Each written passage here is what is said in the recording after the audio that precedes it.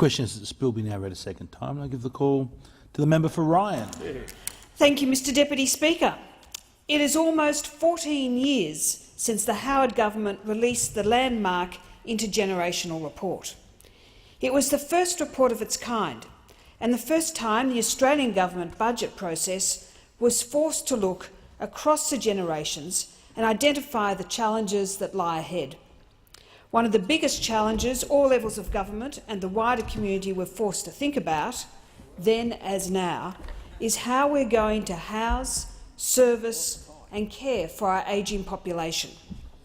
Clearly, the best outcome for most people is to grow old in their own home, in the neighbourhood that they know, and within easy reach of their family, friends and community-centred support networks that have developed around them over the years. Independence is something we all value, and key to supporting people to stay in their homes when they become elderly and frail are services such as those provided by our volunteers in community organisations like Meals on Wheels and some of our local church groups. In the Ryan electorate, we're fortunate to have some of the best community-spirited volunteers who work for Meals on Wheels, including the Western Suburbs, Kenmore, Ashgrove and Mitchelton organisations. However, sometimes our older and sicker and frail family and friends need a level of care that can only be delivered in aged care facilities or a nursing home.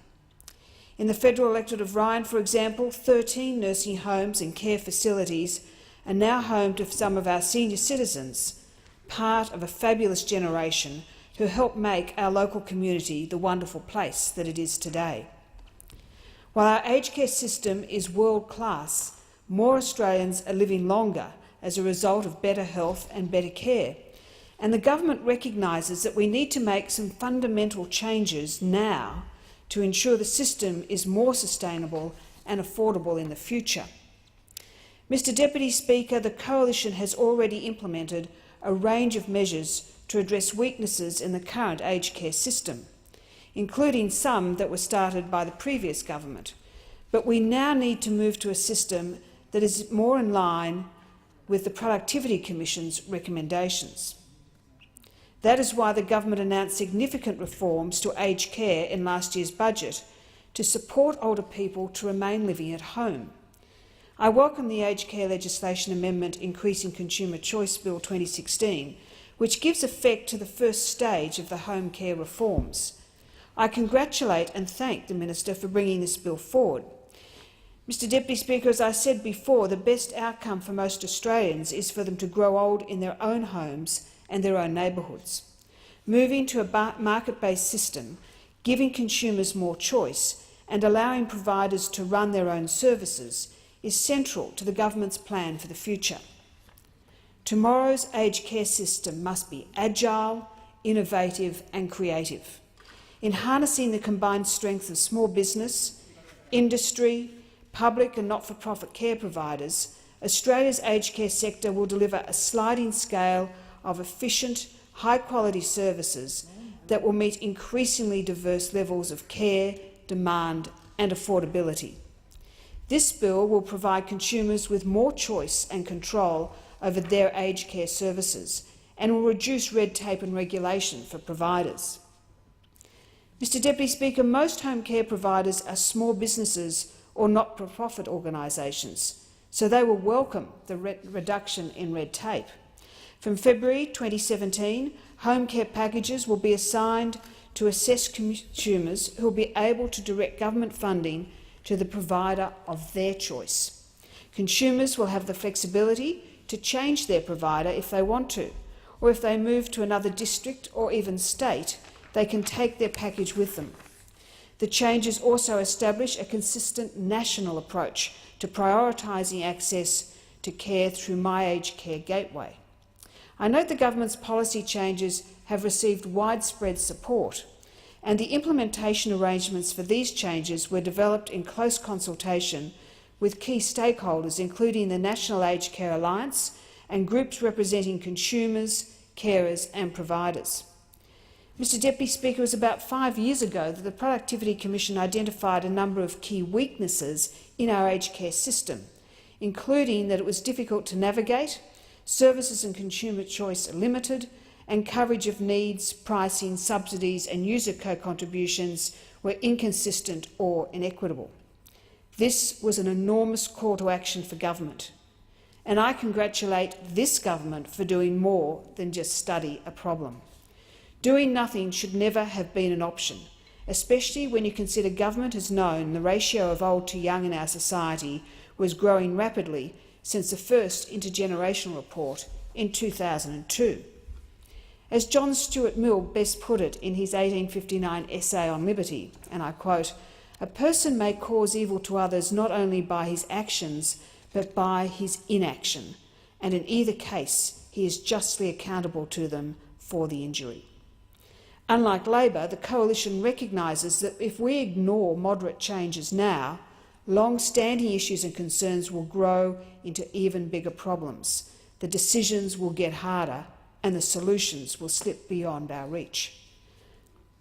About 5% of those who live in the electorate of Ryan have at least 75 years of life experience behind them, and the other 95% of my electorate are already marching slowly, year by year, on their own journey toward their senior years. Today, that life journey is expected to go well beyond their 75th birthday. The latest intergenerational report, for example, found life expectancy was currently 91.5 for men and 93.6 for women, and this will increase to 95.1 years for men and 96.6 years for women in 2054-55. In less than 40 years, about 5% of Australia's population, nearly 2 million Australians, will be aged 85 and over. People are living longer as a result of better health and better health care, and the demands on Australia's aged care system are changing. Older Australians want more choice and more control over the care they receive, and this demand will only increase as the baby boomers and future generations require aged care services. The changes proposed in this bill are an important step in reforming the home care system so that older Australians have more choice and flexibility to receive care and services at home.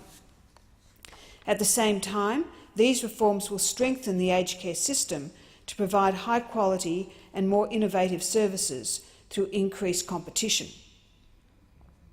Mr Deputy Speaker, as most people with a background in business know, increased competition also helps drive down prices. The changes also lay the platform for future aged care reforms, which will be informed by and developed with the Aged Care Sector Committee Roadmap for Reform. Mr Deputy Speaker, whether it is an older friend who might need care in the near future or a family member who is getting older, having conversations about aged care can be difficult for most Australians. The sooner more Australians start talking about getting older and, importantly, planning for it, the better the outcome for them, their families and their friends. The most important thing older people and their families can do is to learn about the choices available so they can plan and make the right decision for them. Moving to a market-based system gives consumers more choice and allows providers to run their own services. This is central to the government's plan for the future. This bill enables the aged care sector so it can provide more choice. These changes will provide consumers with more choice and more control over their aged care services. It will deliver a national system for prioritising access to care and a new funding model that will actually follow the consumer. Importantly, it also reduces red tape for care providers. I commend this bill to the House. I thank the member.